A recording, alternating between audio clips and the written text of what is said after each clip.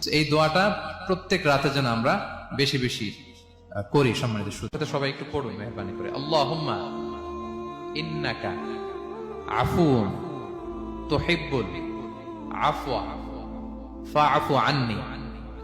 আল্লাহুম্মা ইন্নাকা আফুউন তুহিব্বুল আফওয়া ফাআফু আন্নি। হে আল্লাহ, আপনি ক্ষমাশীল, আপনি ক্ষমা করাকে পছন্দ করেন, আল্লাহ আমাকে ক্ষমা করেন।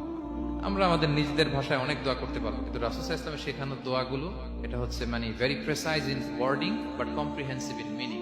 এটার অর্থ, এটার আবেদন এটা অনেক বেশি।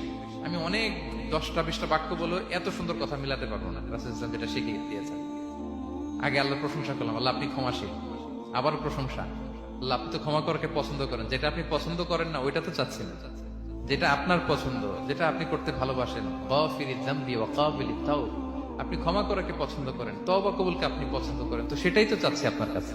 আপনি আমার তওবা কবুল করুন, আল্লাহ আপনি আমাকে ক্ষমা করুন।